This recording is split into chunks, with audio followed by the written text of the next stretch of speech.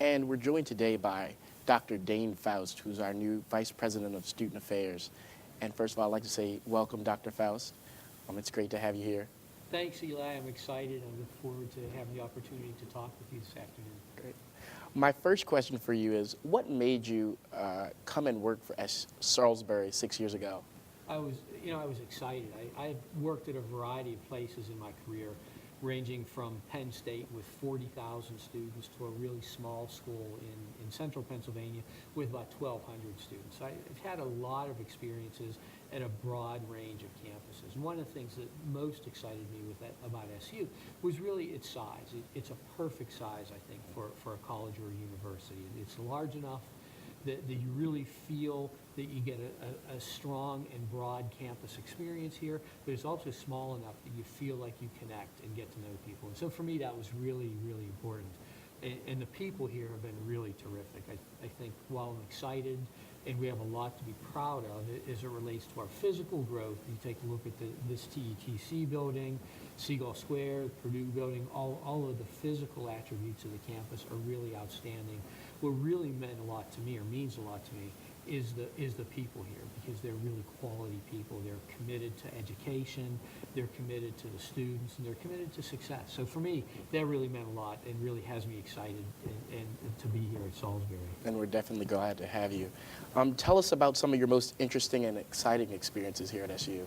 Well, one of them I think was really pretty recently. The Extreme Home Makeover experience is something I think we're all really proud of. I remember walking into the gym that night when we had the big event there and seeing thousands and thousands of people in the gym, and the energy associated that really I think epitomized in many ways the quality experience that we see at Salisbury, the students feel here. And whether it's going to a lacrosse game or a field hockey game or attending the big event, there are really so many opportunities and so many ways that I see students involved in so many positive ways. It's really great. I saw in today's newspaper, actually, the mayor had written a letter to the editor praising student government and the student body for the big event that just occurred this past Saturday.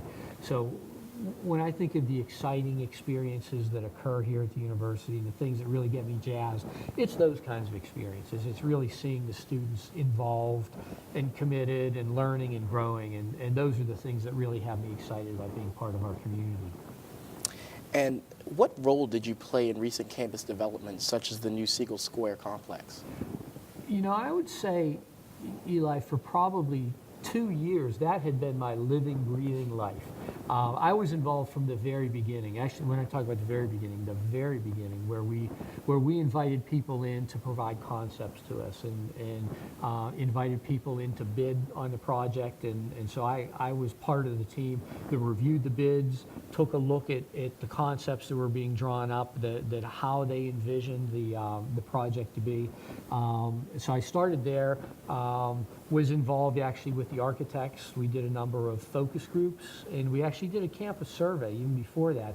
We had almost 1,000 students complete that survey, asking about what kind of housing they would like to see, what they would like it to look at, what kind of amenities should be part of it. So I was part of that project as well. And like I said, I met with the architects for months and months at a time as we took a look at the concepts that they presented. Then from there, we sort of moved into construction mode, and so I was part of the construction team as well, and met weekly with the construction folks, with Whiting Turner and the architects, and went through week after week the whole construction process. Was also really involved in the retail side as well with Rainier. With Blair Rainier and his team as we tried to conceptualize what kind of retail establishments we wanted to have at Seagull Square, what would really set off Seagull Square from other kinds of retail establishments, to actually move-in day. And I don't know if you remember, but the day that the students moved onto campus was the next day a hurricane was scheduled to arrive. And so we moved all the students into Seagull Square and all the students into the residence halls, and then sent them all back home until the hurricane passed, and then came back and redid it all over again. So it's really been an amazing experience to be part of Seagull Square, and I'm really proud to say that I've been involved in it from the conception, from when it was only an idea through when we move students into now, when we're still making it work and we're excited about it. And that's something that I think we're all excited about. Can you tell us a bit about what we can expect with the upcoming residence hall renovations, and tell us a little bit about the living learning classrooms? Sure. That's an exciting project too. I mean, that's a multi-million dollar project in and of itself. And as you know, we've already renovated the traditional residence halls, and we've put our living learning communities in there. This summer, we're moving on to Chop Tank and Chester. We're going to be renovating those buildings as well, and hopefully then the next step will be to do Severn Hall as well. So that's been quite a challenge, because we've had to shuffle our campus housing to make these projects work, but particularly for the alumni out there and for folks who've been around for a while, if you think of how Pocomoke Hall looked or how Nanticoke Hall looked 5 years ago, and then you take a look at how it is today, it's a completely different kind of building. We completely gutted those buildings and left the floors. That's the only thing that was in there, and so even Nanticoke has a whole different entrance to the building as well. So, you know, all the accoutrements are new. The flooring is new. We've branded the traditional halls in such a way that you know that you're in Salisbury University when you walk into one of those buildings. I'm really excited about the growth of our living learning communities, because we've added classrooms to each of our traditionals. And as we renovate the high rises, we're going to be adding classrooms as well. And now incoming students have the opportunity to sign up to be part of a living learning community.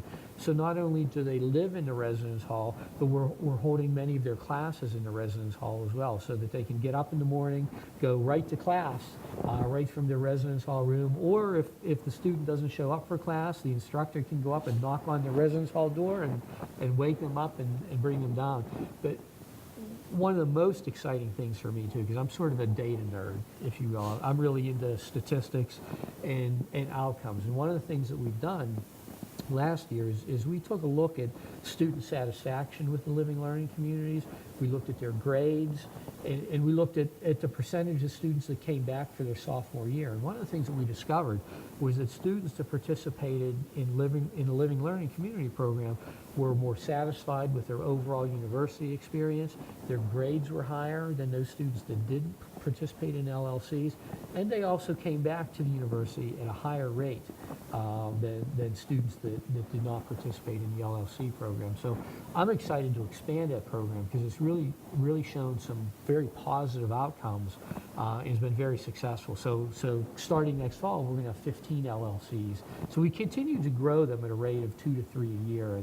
And like I said, as we renovate the high rises, we'll grow them as well. So it's an exciting time for the living learning community program. Now, Dr. Foust, as you're aware, the country's going through a difficult economic time right now. Mm-hmm. What allows Salisbury University to appear to stay above water, and still grow through this difficult time? I think there are a couple of reasons. One is to understand the budget too, because there's an operational budget to the university, and there's what's called a capital budget to the university. And the capital budget to the university really funds buildings and renovations and those kinds of things. And that capital budget really goes out 10 years. And so it's in a little bit different place than the operating budgets, because the state and the campus, particularly when you're doing multi-million dollar projects, has to prepare for 10 years out, 15 years out. So that budget is a little bit different than the operating budget, and we try to hold it steady, because in order to plan for a multi-million dollar project, it takes a lot of years, 6, 8, 10 years to do that. So from that perspective, it's held in a different place in the operating budget. But probably more importantly to me, I think, is the effectiveness we have as a university. And I think the state recognizes it and the community recognizes it. And I think in some ways maybe rewards us through our ability to do some of these things. But when you look at some of the indicators that we look at success, and compare us to the University of Maryland system, there are areas that we are very, very strong in. If you look at our freshman to sophomore retention rate, And basically what that is the percentage of students that start here as a freshman and come back as a sophomore, we're one of the highest in the system. And similarly, when you look at our 4-year graduation rate, the percentage of students that start as a freshman and then graduate in 4 years, we're one of the highest in the system. And similarly, our 6-year graduation rate is one of the highest in the system. And you combine them with the fact that quite frankly, when you look at what the state gives Salisbury University for each student as compared to what the state gives other system schools per student, we receive the least from the state of any of the system schools. And so we're very, very efficient in regard to the money that the state gives us. And like I said, our outcomes are very positive. Our retention rate is positive. Our graduation rate is positive. And I think the system and the state recognize that we're very efficient in the money that they do give us. We use well. We don't waste it. And so I think they reward us sometimes for being so efficient.